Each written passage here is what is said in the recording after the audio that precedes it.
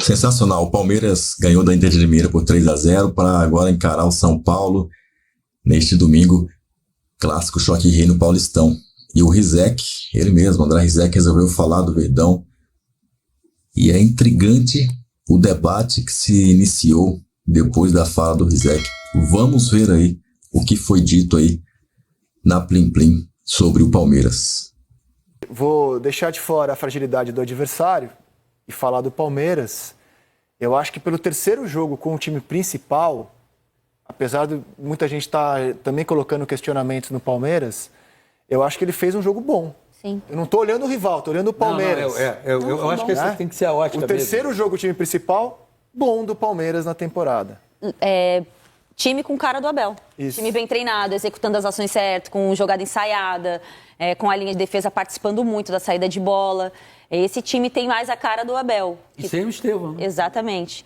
E com o Maurício respondendo muito bem, né? Eu, particularmente, sou fã do Maurício. Acho que ele é um jogador muito versátil, um jogador que atua em 2, 3 funções no jogo, muito solícito.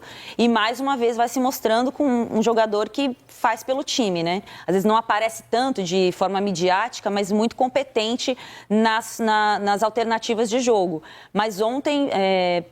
Fazia tempo, assim, que eu não via um Palmeiras com a assinatura do Abel. Fazia tempo disso, digo, dessa temporada. Eu acho que ontem lembrou um pouco, né? Jogadas ensaiadas, principalmente. Curioso, né, Ana? Porque ontem o Abel não estava à beira do campo. Não é? Quem estava era assistente, porque o Abel cumpriu suspensão. E você vê como é que é essa coisa de jogador de futebol. O Maurício conseguiu dar respostas muito mais rápidas, de modo favorável, do que o Felipe Anderson. Sim. Né? O Felipe, agora, aposta-se que com uma pré-temporada... Todas essas coisas, você vai ver aquele Felipe Anderson que se imaginava que teríamos visto no ano passado.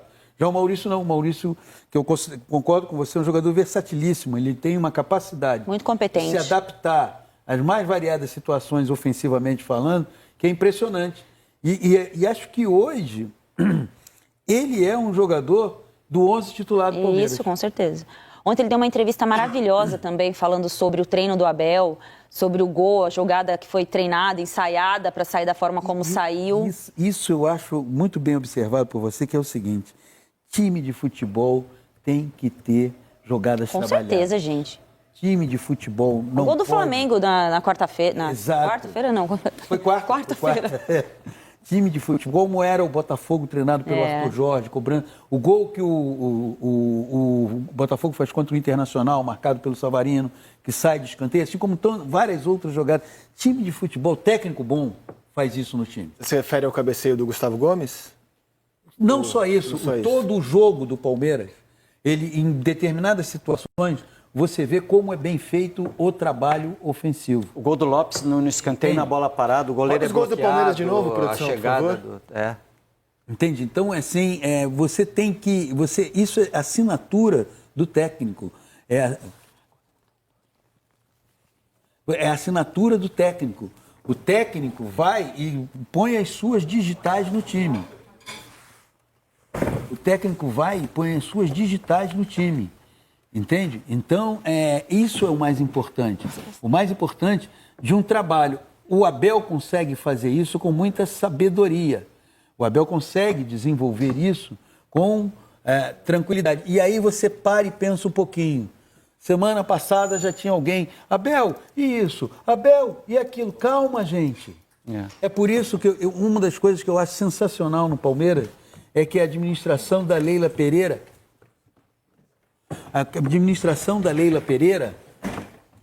ela não é, digamos, flexível a essas pressões exageradas, a essa mania eterna de euforia e depressão, euforia e depressão, euforia e depressão. Isso permite ao Abel trabalhar com as suas ideias, desenvolver melhor as suas ideias e dar um perfil ao time. Está no início. Quais são as grandes competições? Vamos lá, por ordem de prioridade. Primeiro, Campeonato Brasileiro, concordamos todos? Depois, Libertadores, né? Isso vai começar em março. Até lá, você tem chão suficiente para fazer isso. Entende? O que eu acho, Paulinho, que a gente tem que tomar cuidado também é para não fugir das críticas, e o time do Palmeiras tem merecido críticas. Eu entendo que elas não precisam chegar ao ponto, porque normalmente quando a gente começa a criticar treinador, a sensação que todo mundo tem é de que a gente quer derrubar.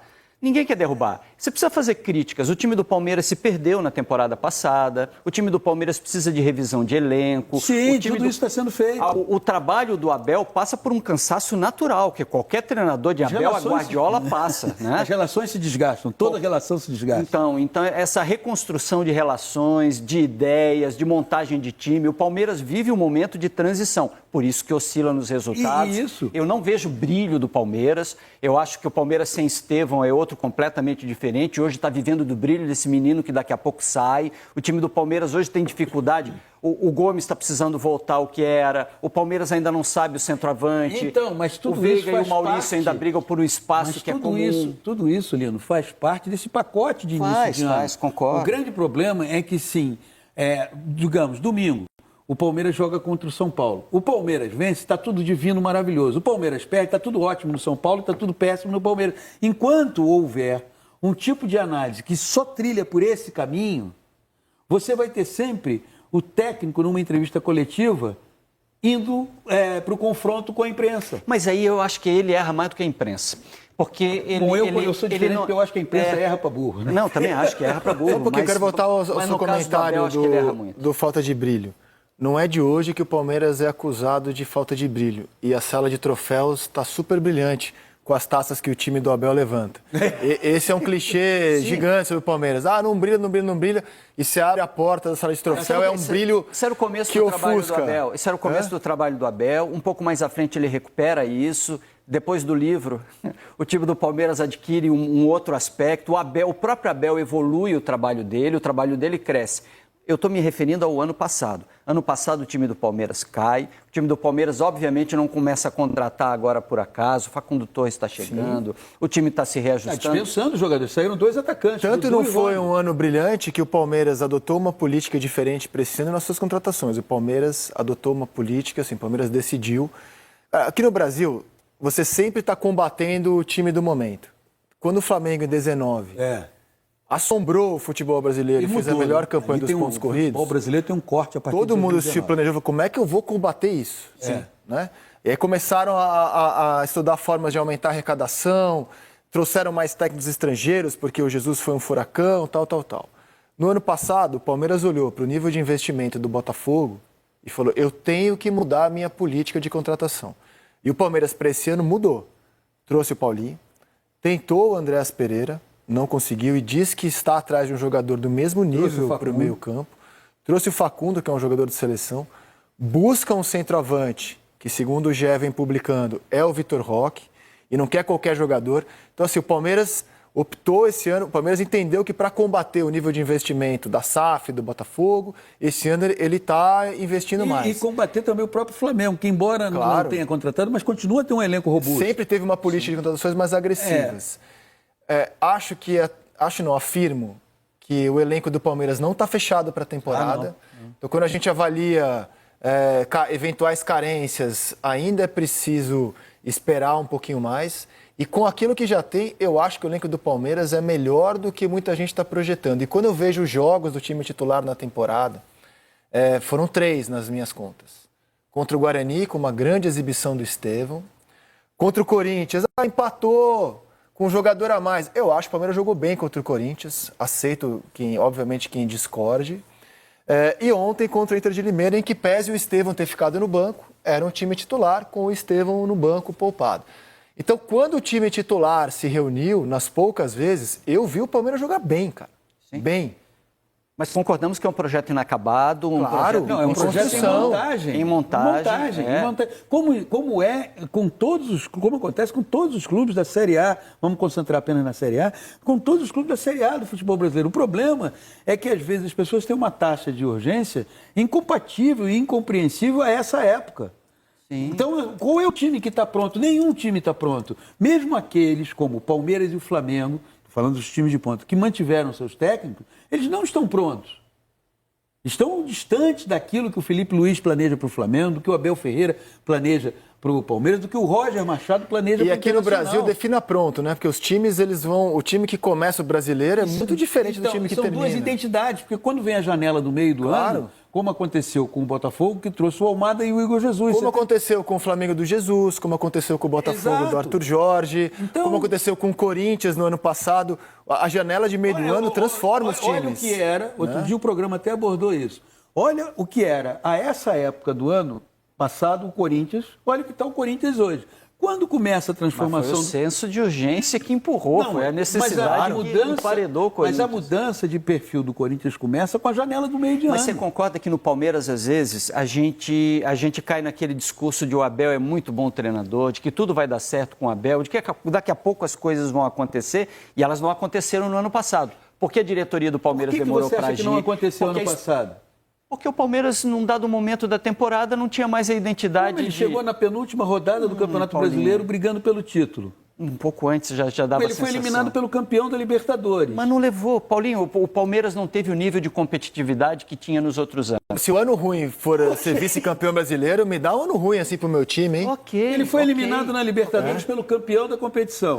Chegou na última rodada com parcas possibilidades. Esse grau de exigência é legal ter, porque Não, eu é um acho grau que é de legal ter, mas eu exigência não posso dizer que construído. o ano foi ruim. É um grau de exigência Não, construído. não. Foi abaixo do que o Palmeiras esperava. Porque Foi abaixo sim, do que o torcedor é um esperava. grau de exigência construído por aquilo que o Palmeiras do Abel entrega todo ano. Então o Palmeiras chegou nesse patamar de todo ano não aceitar nada menos que um grande título por temporada. E foi o primeiro, desde que ele chegou, Ele não ganhou nada. que ele não ganhou nada, ou, Quer dizer, ganhou o Campeonato Paulista, é bom lembrar. ou que ganhou o Paulista, ou que não chegou na semi da Libertadores. Em Isso. todos os anos, ele ganhou um título grande, Copa do Brasil, Brasileiro, Libertadores, e pelo menos chegou na semi da Libertadores. Então isso cria uma expectativa de que todo ano vai acontecer. Sabe o que Ano passado, que é o pior ano dele, ele foi vice-campeão brasileiro. Mas você cara. sabe o que O acontece? pior ano dele. Eu acho que essa sensação que o Lino tem, que outras pessoas têm, é porque, assim, o Palmeiras foi eliminado por um time que não era considerado antes competitivo na Libertadores, o Botafogo.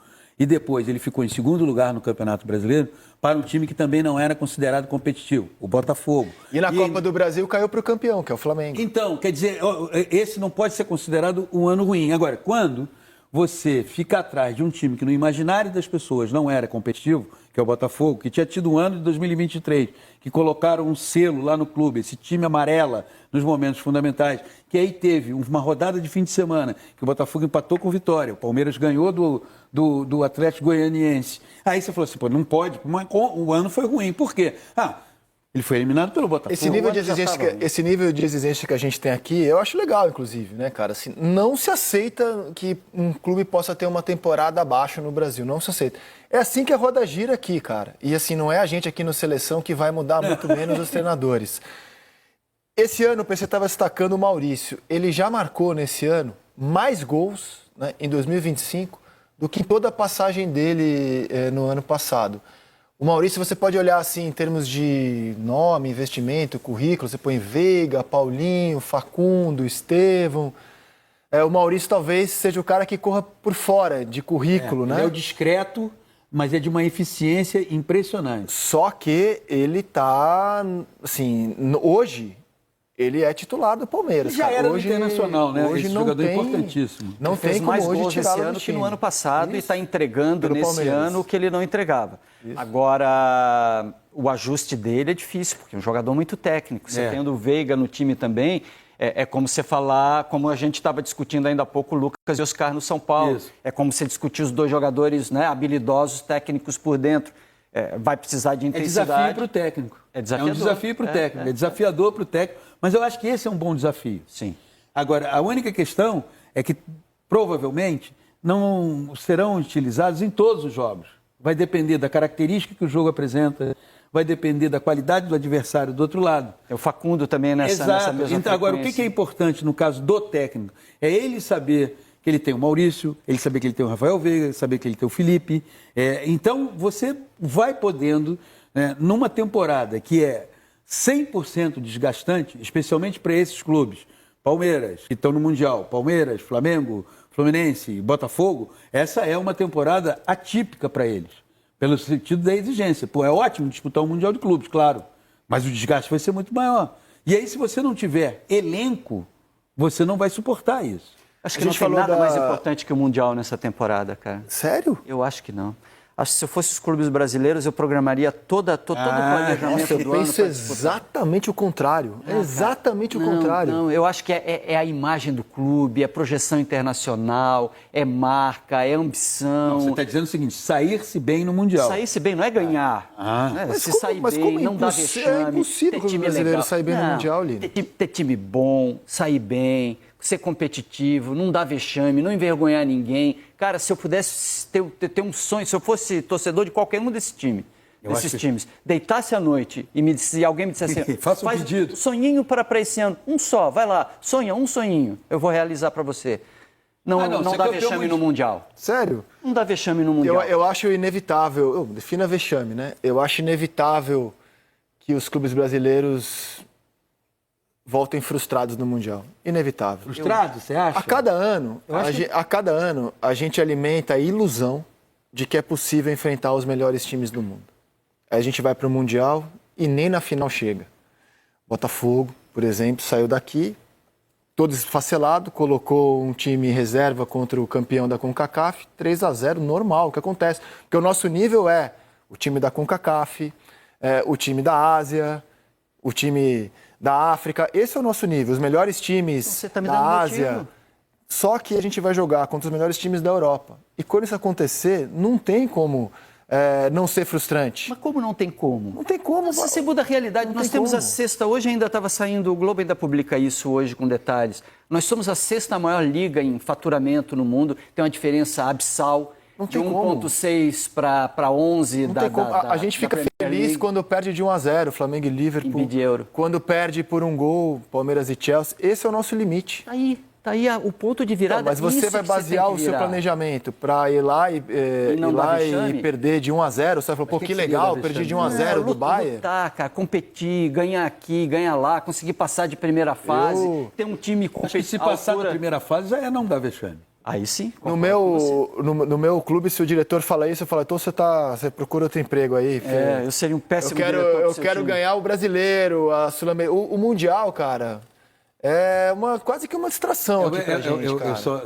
Não tem como só faço a seguinte, chegar numa semifinal de Mundial mas de eu só Clubes. faço Não a seguinte tem. ponderação. Acho que nenhum dos quatro clubes que vão disputar o Mundial, eles não podem ir com um sentimento de derrota. Tá? A tua análise do ponto de vista pragmático está perfeita, mas eu acho que os clubes, os jogadores, técnicos, eles não têm que ir lá dizendo assim, pô, nós vamos lá. Não, eles têm que ir com orgulho, com a estima em alta. Por exemplo, vou dar um exemplo aqui. O João Fonseca, ele caiu na segunda rodada do Australian Open. É onde dá para ele chegar mesmo. É o nosso melhor tenista, o mais promissor. E ele não vai passar de um grande slam, da Agora? segunda. Agora. Mais tarde ele vai. Então, assim, se ele basear a temporada dele, eu tenho que chegar num grande slam e não... Ele vai estar ferrado. Você quer condenar A o realidade futebol dele é brasileiro a outra. vida inteira? A realidade não é condenar, cara. A gente não compete com o Bayern, com o Real Madrid. A gente não compete com esses times. Não, Então, isso- assim, a nossa realidade é disputar os títulos que realmente a gente consegue disputar. E se você se planejar para o Mundial ser a sua prioridade, você pode jogar no lixo aquilo que realmente isso eu você concordo. pode disputar. Isso eu concordo. Que é a Libertadores, a Copa do Só Brasil, não o acha Brasileiro. que pode ir com sentimento de subalternidade para o Mundial. Meu amigo, tá aí. Rizek aí rasgou elogios ao elenco do Palmeiras, hein? Dizendo aí que o elenco do Palmeiras está sendo subestimado. Está sendo subestimado. Estão falando que o elenco do Palmeiras não é grande coisa, que tá ruim, que tá faltando isso, que tá aquilo. Mas ele tá achando que o elenco do Palmeiras tá melhor do que o pessoal aí tem comentado. E você concorda com ele? Você acha que o Palmeiras está melhor do que tem sido dito por aí? Do que parece estar, digamos, dando a entender por aí nas rodas de conversa de futebol? Meu amigo, eu quero ver a sua opinião. Coloca aí, tá? Quero ver a sua opinião aí, galera. Meu irmão, só sei de uma coisa. É ganhar o jogo aí dos São Paulinos aí, pra gente ver as possibilidades reais aí de classificação. Tem que torcer agora contra a Ponte Preta também, né? Torcer pra Ponte Preta azedar o molho da ponte aí, né? Implodir a ponte, né? Para que a gente possa classificar para buscar mais esse título tetra inédito do Campeonato Paulista, pelo menos nos tempos modernos, tá? Acho que o Paulistano lá atrás ganhou também, mas o time nem existe mais, então bom. Eu só sei de uma coisa, quero saber o que você acha. Você concorda com o Rizek, que estão subestimando o Verdão? Coloca o seu comentário aqui embaixo. E depois que escrever o comentário, já clica nesse vídeo que tá pintando aqui, tá? Avante palestra!